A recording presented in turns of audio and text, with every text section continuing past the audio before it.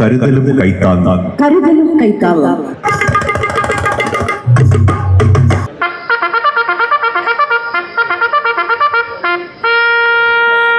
കരുതലും കൈത്താങ്ങാം. കരുതലും കൈത്താങ്ങാം.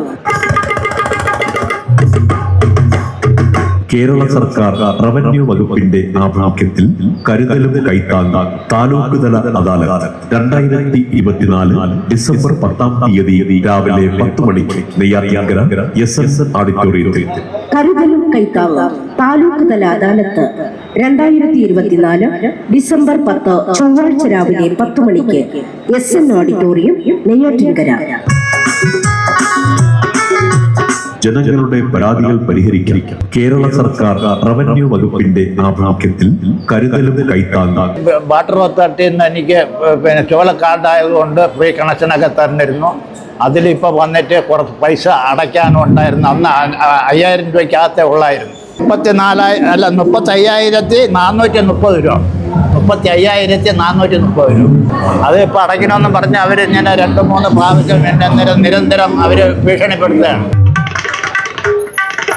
തിരുവനന്തപുരം ജില്ലയിലെ 6 താലൂക്കുകളിലെയും അദാലത്തുകൾ ഡിസംബർ 9 മുതൽ ഡിസംബർ 17 വരെ വിവിധ തീയതികളിൽ താലൂക്ക് കേന്ദ്രങ്ങളിൽ വെച്ച് നടത്തുന്നു. പൊതുജനങ്ങളുടെ വിവിധ വകുപ്പുകളുമായി ബന്ധപ്പെട്ട ആവലാതികൾ ബഹുമാനപ്പെട്ട മന്ത്രിമാർ നേരിൽ കണ്ട് പരിഹാരം നിർദ്ദേശിക്കുകയും നിലവിൽ ഓൺലൈനായി സമർപ്പിച്ചിട്ടുള്ള അപേക്ഷകളിൽ ഉൾപ്പെടെ തീർപ്പ് കൽപ്പിക്കുന്നതുമാണ്.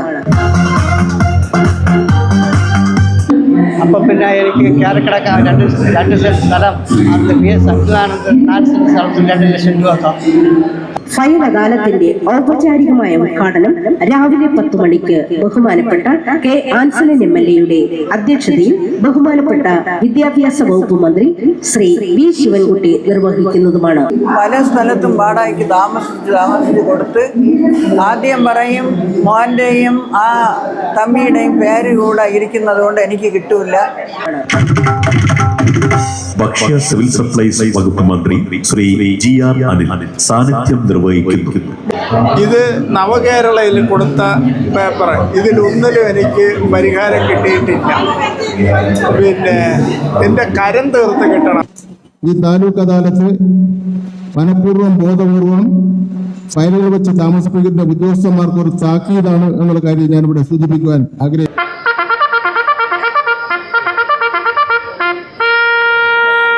കരുതലും കൈത്താങ്ങാം. കരുതലും കൈത്താങ്ങാം.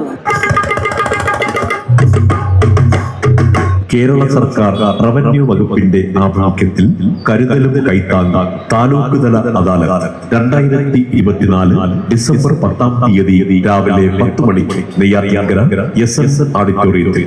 കരുതലും കൈത്താങ്ങാം താലൂക്ക് തല അദാലത്ത് 2024 ഡിസംബർ 10 ചൊവ്വാഴ്ച രാവിലെ 10 മണിക്ക് SN ഓഡിറ്റോറിയം, നെയ്യാറ്റിൻകര. മുഖ്യമന്ത്രി അടക്കം പങ്കെടുത്ത നവകേരള സദസ്സ്, ഇതെല്ലാം ജനകീയ ഇടപെടലുകളാണ്.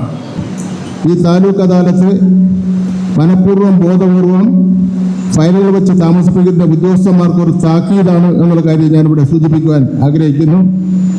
ഇന്നിവിടെ മന്ത്രിമാർ ഉത്തരവിട്ട് താഴെക്കിടയിൽ അയക്കുന്നത് ഞങ്ങൾ പറയുന്ന ദിവസത്തിനുള്ളിൽ തീരുമാനം കൈക്കൊണ്ട് പൊതുജനങ്ങളെ സഹായിച്ചില്ലെങ്കിൽ കർശനമായ നടപടി ഉണ്ടാകുമെന്നുള്ള കാര്യം കൂടി സൂചിപ്പിച്ചുകൊണ്ട് ഈ താലൂക്ക് അദാലത്ത് ഞാൻ ഉദ്ഘാടനം ചെയ്ത് അറിയിക്കുന്നു. നന്ദി, നമസ്കാരം.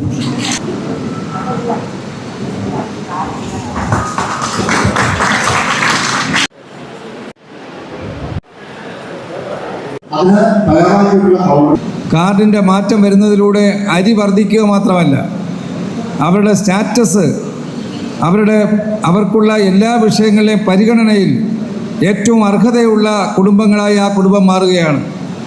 തൊഴിലിൻ്റെ കാര്യത്തിലാണെങ്കിൽ, ചികിത്സയുടെ കാര്യത്തിലാണെങ്കിൽ, അങ്ങനെ തുടങ്ങിയ കേന്ദ്ര സംസ്ഥാന സർക്കാരുകളുടെ എല്ലാ പദ്ധതികളിലും മുൻഗണന ലഭിക്കുന്ന കുടുംബമായി ആ കുടുംബം മാറുകയാണ്. അതുകൊണ്ട് ഗവൺമെൻറ് ചെയ്യുന്ന ഇത്തരം പ്രവർത്തനങ്ങളെ ആ നിലയിൽ ജനങ്ങൾ തിരിച്ചറിയണമെന്നാണ് എനിക്ക് സൂചിപ്പിക്കാനുള്ളത്. എൻ്റെ വീട് പള്ളിച്ചൽ പെരിങ്ങോട്ടുകോണം തൊണ്ടുകുളത്ത് പുത്തൻ വീട്ടിലായിരുന്നു ഞാൻ താമസിച്ചുകൊണ്ടിരുന്നത്. ഇപ്പോൾ റെയിൽവേ വികസനം വന്നപ്പോൾ എൻ്റെ വീടും സ്ഥലവും എല്ലാം റെയിൽവേ എടുത്തു.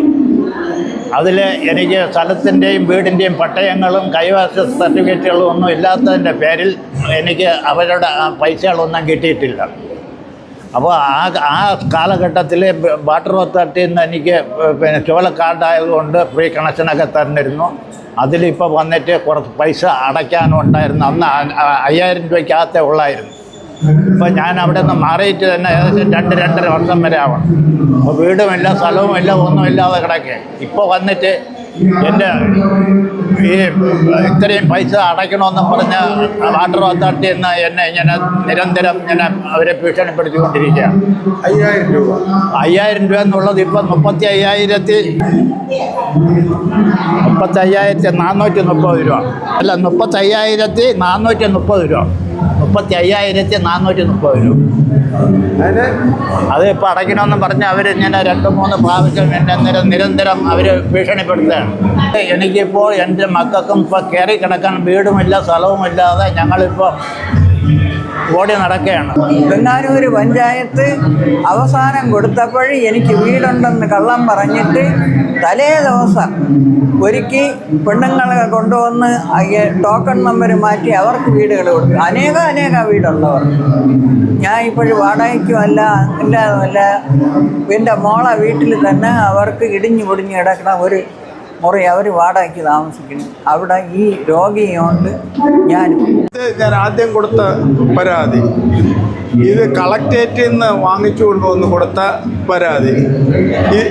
ഇത് നവകേരളയിൽ കൊടുത്ത പേപ്പർ. ഇതിലൊന്നിലും എനിക്ക് പരിഹാരം കിട്ടിയിട്ടില്ല. പിന്നെ എൻ്റെ കരം തീർത്ത് കിട്ടണം. എൻ്റെ സ്ഥലം അവിടെ ഉണ്ട്, അതിൻ്റെ കരം തീർത്ത് കിട്ടണം.